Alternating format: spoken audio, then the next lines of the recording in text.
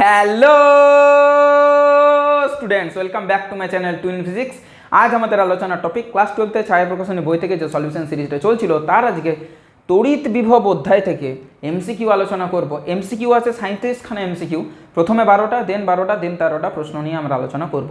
অর্থাৎ আজকে আমাদের প্রথম ভিডিও এমসিকিউর 1 থেকে 12 নাম্বার প্রশ্ন নিয়ে আলোচনা করব।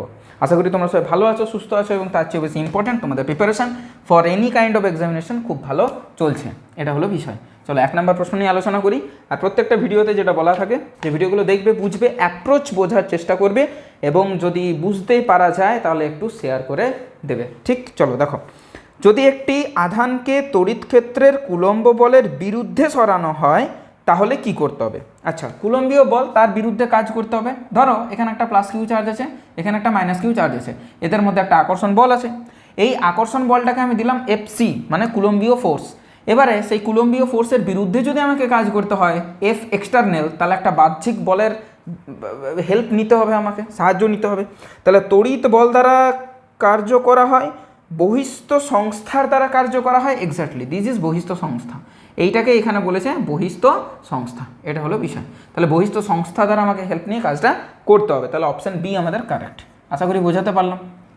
2 নম্বর প্রশ্ন বলেছে যে প্রাবল্য বিশিষ্ট একটি সুষম তড়িৎ ক্ষেত্রে একটি ক্ষুদ্র আধান কিউকে একটি উপবৃত্তাকার পথ এ বি সি ডি বরাবর ঘুরিয়ে আনা হলো যদি A B B C C D D A অংশে কৃতকার্যের পরিমাণ W1 W2 W3 and W4 হয়, তাহলে কোন সম্পর্কটা সঠিক?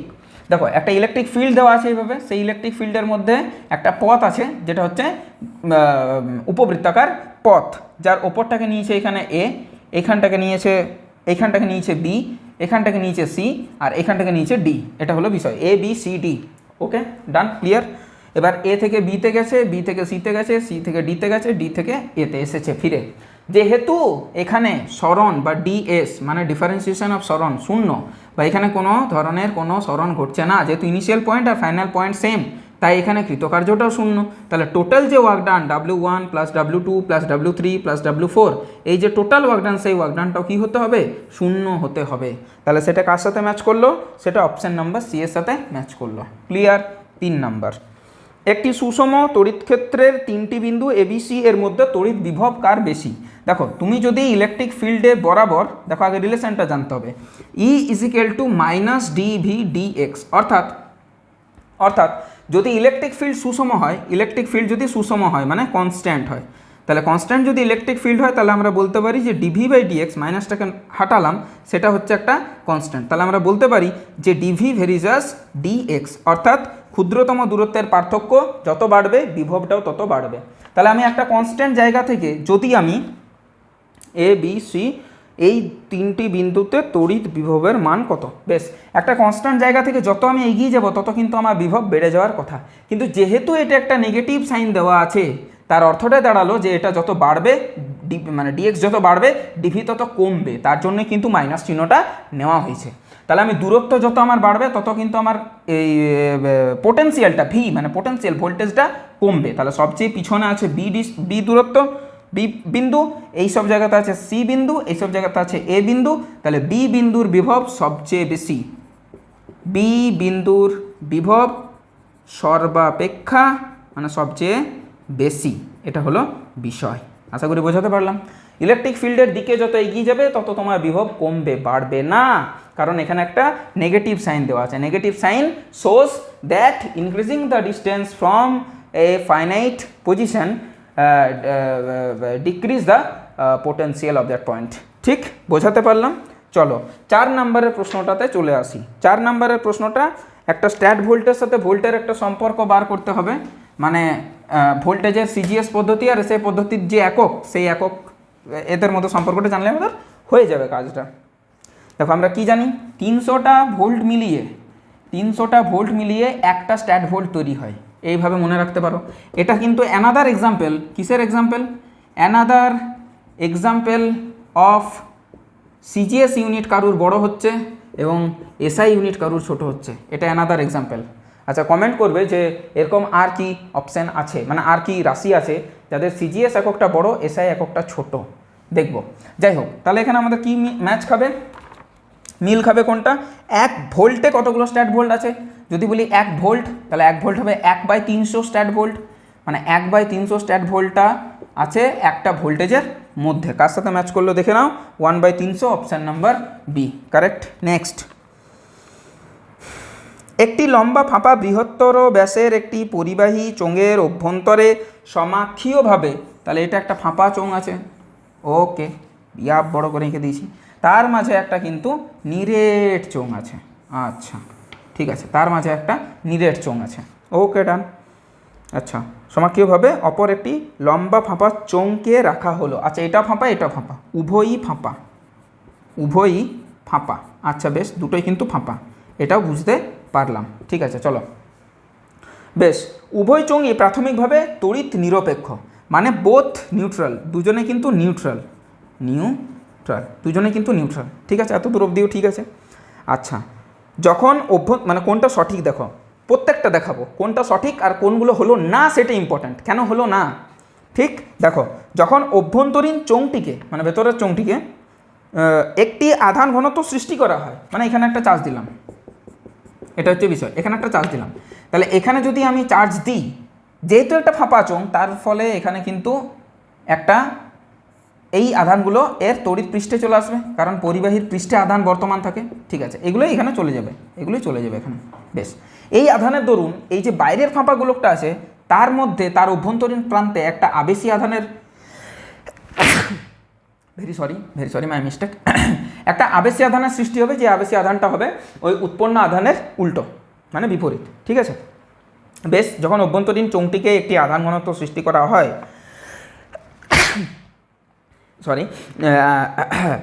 সৃষ্টি করা হয়, তখন চোঙ দুটির মধ্যে একটি বিভব প্রভেদ সৃষ্টি হয়। হ্যাঁ, বিভব প্রভেদ একটা সৃষ্টি হবে, এর পজিটিভ এর নেগেটিভ, এবং এখানে একটা পোটেনশিয়াল ডিফারেন্স, যেটাকে বলা হচ্ছে পিডি, পোটেনশিয়াল ডিফারেন্স বা বিভব পার্থক্য সৃষ্টি হবে। অপশান এটা প্রথমে আমি ঠিক পেয়ে গেলাম, কিন্তু option B, option C, option D হলো না কেন, চলো দেখা যাক।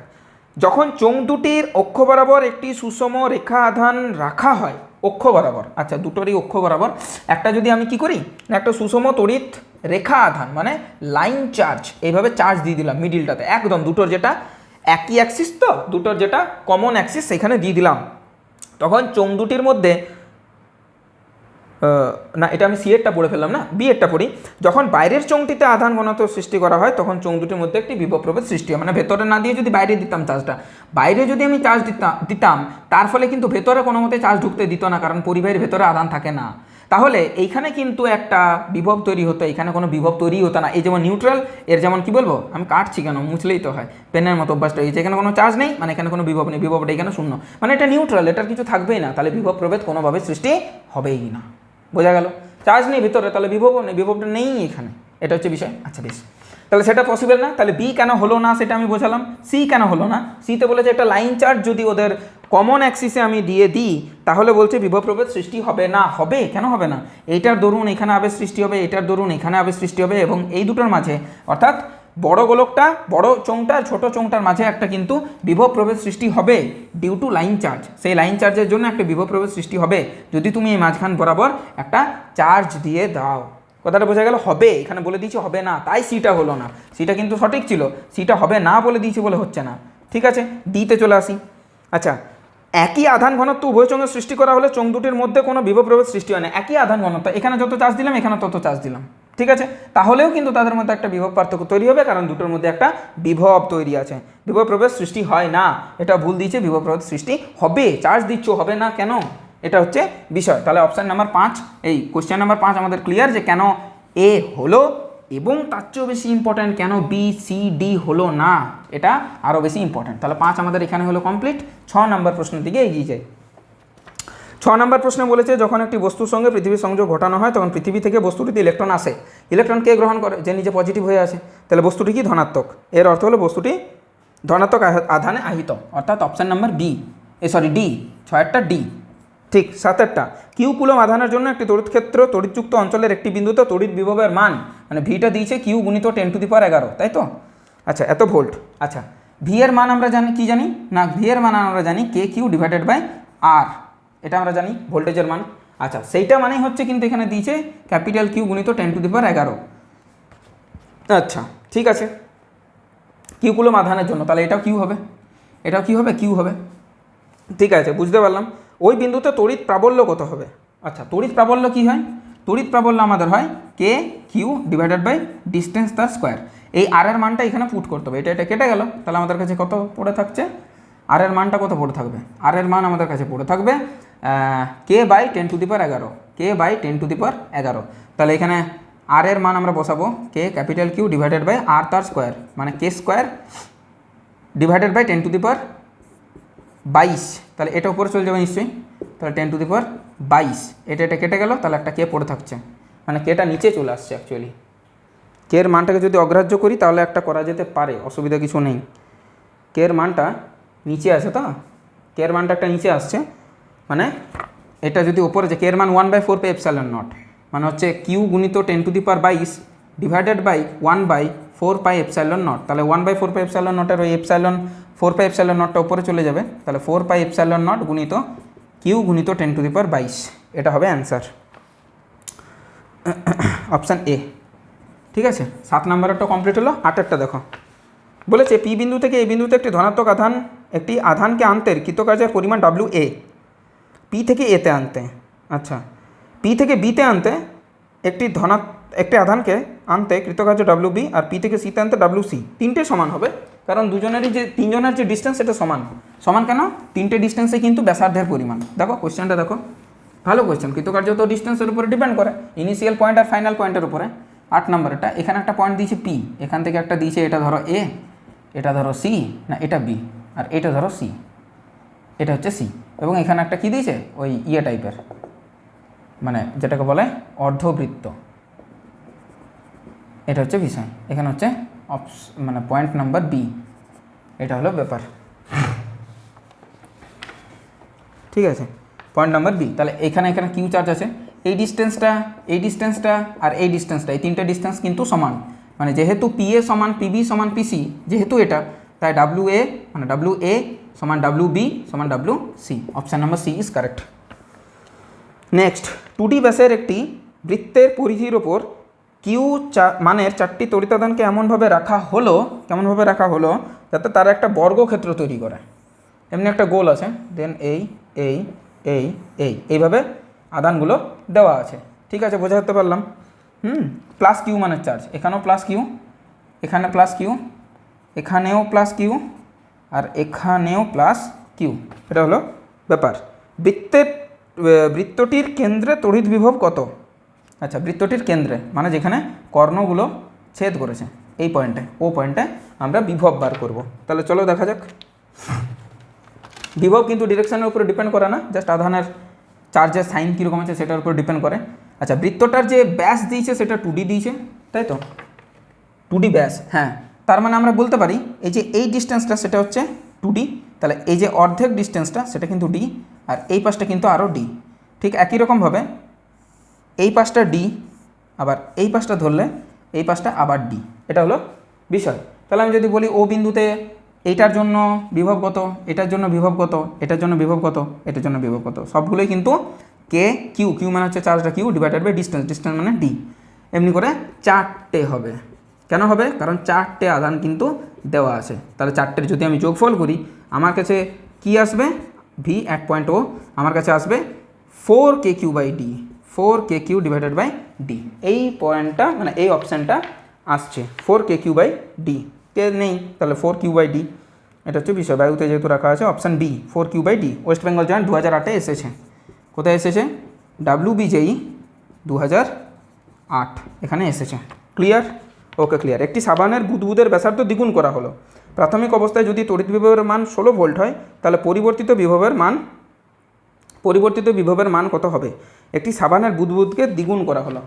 আচ্ছা, প্রথম কথা হচ্ছে বিভব যেটা, সেটা কিন্তু এই ব্যাসার্ধের সাথে অনন্যক, মানে ব্যাসার্ধের সাথে ইনভার্সলি প্রপোর্শনাল আছে। ঠিক আছে, দেখো এটা 11 নম্বর তো নাকি না 10 নম্বর? ঠিক আছে, তাহলে বিভব ভেরিজাস 1/r, কেন? কারণ v = kq/r, এখান থেকে বলতে পারি। এবার যদি আমি বলি প্রাথমিক অবস্থায় যদি তড়িৎ বিভবের মান হয়, মানে প্রথমে মানে v1/v2 সমান হবে r2/r1, তাহলে প্রথমে ছিল 16 ভোল্ট, পরেরটা বলেছে? আচ্ছা, পরেরটা বলেনি। আচ্ছা বেশ, প্রথমে প্রাথমিক অবস্থায় যদি তড়িৎ 16 ভোল্ট। আচ্ছা আচ্ছা আচ্ছা আচ্ছা, প্রথমে ব্যাসার্ধ কত ছিল, যা ছিল, পরে দ্বিগুণ করা হয়েছে, তাহলে প্রথমে আর, তাহলে পরে 2R, এটা কেটে গেল, 2 দিয়ে 8, তাহলে V2 হবে 8 ভোল্ট। এটা হলো বিষয়, V2 হবে 8 volt. Option number C, IIT 2001। দারুণ প্রশ্ন, খুব সোজা প্রশ্ন, ভেবে মনে হবে কঠিন। 2001। দেখো 11 নাম্বার, একটি বর্গক্ষেত্রের শীর্ষবিন্দুতে 4টি বিন্দু আধান আছে যাদের মান যথাক্রমে -q, +2q, +2q, ছোট বড় আছে। কিউ কিউর মধ্যে নিচের কোন সম্পর্কের জন্য বর্গক্ষেত্রের কেন্দ্রে বিভব 0 হবে? আচ্ছা বেশ, একটা বর্গক্ষেত্র নিলাম, বর্গক্ষেত্রের একটাতে প্লাস ক্যাপিটাল কিউ, কী কী দিয়েছে একটা বর্গ, না মাইনাস ক্যাপিটাল কিউ, বেশ, তারপর কি আছে মাইনাস ছোটো হাতের কিউ, প্লাস বড় হাতের 2q, প্লাস বড় হাতের ছোটো হাতের 2q, এইগুলো হলো বিষয়। এবার বলেছে কেন্দ্রে বিভব 0 হবে, তার শর্ত কিছুই না, তার শর্ত কেন্দ্রটাতে 0 হতে গেলে কী করতে হবে না, এই ডিস্টেন্সটা যত হবে, ধরে নিচ্ছি এ, এই ডিস্টেন্সটা তত এ, এই ডিস্টেন্সটা তত এ, আর এই যে ডিস্টেন্সটা এটাও কিন্তু এ, প্রত্যেকটা ডিস্টেন্স কিন্তু এ করে করে, ঠিক কর্ণ থেকে ডিস্টেন্স বলছি, এটাও এ, এটাও এ, এটাও এ, এটাও এ। এখন বিষয়টা দাঁড়ালো যে যদি আমি বলি কে মাইনাস কিউ, মানে বিভবের টাইমে উইথ চার্জ রাখতে হয়। আচ্ছা কাজ করি, কে বাই ডিস্টেন্সটাকে কমন নিয়ে নিলাম, হলো পড়ে থাকছে আমার কি minus Q, minus capital Q, minus small Q, plus 2 capital Q, plus 2 small Q, এটা হচ্ছে বিষয়। এটাকে 0 হতে হবে, তবে তো না, তাহলে আমাদের এখান থেকে দাঁড়াচ্ছে যে 2q মাইনাস মানে Q plus Q equal to 0, তাহলে ছোটো হাতের কিউকে বড় হাতের কিউর সাথে ঋণাত্মক হতে হবে, এটা হচ্ছে বিষয়। Option number A is correct. এটাও এসেছিল AIMPT, all India pre medical test prelims 2012, all India এটা কি PMT নাকি, all India pre medical test, হ্যাঁ প্রি মেডিকেল টেস্ট, এটা প্রিলিমস এসেছিলো কত 2001 না 2012 এসেছিল। ঠিক আছে চলো 11 নাম্বার হয়ে গেল। আর আজকের শেষ প্রশ্ন, MCQর মধ্যে 12টা করাবো বলেছিলাম, সেটার দিকে আমরা অগ্রসর হই। 12 নাম্বার একটা কী বলেছে দেখো, বলেছে 12 দৈর্ঘ্য বিশিষ্ট একটি বর্গক্ষেত্রের 4টি কৌণিক বিন্দুতে এত এত এত এত আধান মানের 4টি আধান আছে, প্লাস কিউ আধানের মধ্যবিন্দুতে, বেশ, এতে তড়িৎ বিভব কত? ও এটা বার করতে হবে, ডিস্টেন্স বার করাটা এখানটাতে কঠিন, আর কিছু না। তাহলে এইভাবে আমরা একটা বর্গক্ষেত্র ড্র করব। হ্যালো গাইজ, তোমরা দেখতে পাচ্ছ আমরা একটা বর্গক্ষেত্র নিয়ে নিয়েছি, যার উপরের বাহুটার নাম হলো, না বাহুর কোনো নাম দেয়নি, আমি নাম দেবো PQRS। এখানে প্লাস কিউ, এইখানটাতে প্লাস কিউ, তার মিডিল পয়েন্টটা হচ্ছে এ, এইখানটাতে মাইনাস কিউ, এইখানটাতে মাইনাস কিউ, এটা হচ্ছে বিষয়। তাহলে আমাকে ডিস্টেন্সগুলো জানতে হবে। প্রথম কথা, বর্গক্ষেত্রটার যে বাহুর দৈর্ঘ্য সেটা 12, মানে এই যে লেন্থটা সেটা কিন্তু 12, তাহলে এইখান থেকে এইখানটা কত হবে L, আর এখান থেকে এটা কত হবে L। বোঝাতে পারলাম নিশ্চয়ই? তাহলে একই রকমভাবে এই ডিস্টেন্সটা হবে L, আর এই ডিস্টেন্সটা হবে L, বেশ। তাহলে আমাকে এই ডিস্টেন্সটা আর এই ডিস্টেন্সটা বার করতে হবে, এইটা আর এইটা, এই দুটো ডিস্টেন্স বার করতে হবে। অর্থাৎ আমাকে যেটা বার করতে হবে সেটা হলো কিছুটা কিউ, ক্যাপিটাল কিউ নিয়ে ফেলেছি, ক্যাপিটাল কিউ নেই তো অসুবিধা নেই, কিউ এ পয়েন্ট বার করব, আর এ আর মানে এ কিউ আর এ আর, এই দুটো বার করব। দুটোরই মান যদিও সমান হবে, সমকোণী ত্রিভুজ লাগিয়ে দিলেই হলো। এই ভূমিটা কত? এই ভূমিটা কিন্তু 12, এটা 12, তাহলে এই অতিভুজটা কত হবে না √12 তার স্কোয়ার প্লাস L তার স্কোয়ার, এই যে লম্বটা L তার স্কোয়ার, মানে হচ্ছে √5L², মানে হচ্ছে L√5। তাহলে এই দুটোই হবে কত? √5L বা L√5, এটা হচ্ছে বিষয়। কি বলেছে? এই বিন্দুতে তড়িৎ বিভবের মান কত, তাই তো? এই বিন্দুতে তড়িৎ বিভবের মান কত? তাহলে এই বিন্দুতে তড়িৎ বিভবের মান আমরা বার করব। প্রথম হচ্ছে পি পয়েন্টের জন্য যেটা বার করবো সেটা হচ্ছে ভিপি ধরছি, সেটা কত হবে? পি পয়েন্টে প্লাস কিউ চার্জ আছে, তাহলে কে কিউ ডিভাইডেড বাই ডিস্টেন্স তার স্কোয়ার, ডিস্টেন্স অনলি। আচ্ছা, কিউ এস বিন্দুতে যে আছে তার জন্য করছি ভি এস, সেটা কত হবে? কে কিউ ডিভাইডেড বাই এল। আচ্ছা, এস হয়ে গেল। কিউ বিন্দুর জন্য করছি, ক্যাপিটাল কিউর জন্য হবে ভি ক্যাপিটাল কিউ, সেটা হবে কে চার্জ কত? মাইনাস কিউ, তাহলে minus K Q divided by distance, মানে L√5। আচ্ছা আচ্ছা, আর এর জন্য কত হবে? আর এর জন্য হবে ভি অফ আর, সেটা হবে minus K Q divided by L√5। Total যদি বিভবে আমি আসি, টোটাল পোটেন্সিয়াল টোটাল পোটেন্সিয়াল বা টোটাল বিভব যেটা হবে সেটা হবে V is equal to VP plus VQ plus VR plus VS. এখন দেখা যাচ্ছে যে ভিপি আর ভিএস দুটোই কিন্তু সেম, তাহলে দ্বিগুণ টাইমস নিয়ে নেব। তাহলে দ্বিগুণ times of K Q divided by L minus দিয়ে পরে দ্বিগুণ times of K Q by L√5। এবার যদি আমি লসাগু নিই L√5 তা নিলেও হয়, বা ওইভাবে যদি রেখে দিয়েছে কি হ্যাঁ অমনি রেখে দিয়েছে কমন নিয়ে পর তা করলেও হয়। সেটা হচ্ছে 2k Q divided by L common নিলাম, তাহলে 1 - 1/√5 এটা তো দাঁড়াচ্ছে 2k কিউ বাই এল। কে এর মানটা বসাতে পারি, কে এর মানটা বসালে হবে কত 1/4πε0, তাহলে 4 2 কেটে যাবে, মানে কিউ ডিভাইডেড বাই 2πε0 এল হলো ভেতরে থাকবে 1 - 1/√5। তাহলে কিউ ডিভাইডেড বাই আচ্ছা 1/4πε0 রেখেছে, তাহলে এখানে 2 দিয়ে দাও, এখানে 4 দিয়ে দাও, এটা বিষয়। তাহলে 2q divided by 4πε0 L 1 - 1/√5। Option number C is correct, option number C এর সাথে ম্যাচ করে গেল। যাই হোক, এখানে আমাদের প্রথম 12টা প্রশ্ন আলোচনা করলাম, আজকের এটা লাস্ট প্রশ্ন। নেক্সট দিন আমরা আলোচনা করবো 13 থেকে 24 নাম্বার প্রশ্ন নিয়ে। পড়াশোনা করতে থাকো, ভালো থাকো, সুস্থ থাকো, এবং ভিডিওগুলো ভালো লাগলে বন্ধু বান্ধবীদের মধ্যে একটু শেয়ার করে দিও। দেখা হচ্ছে নেক্সট ভিডিওতে, বাই।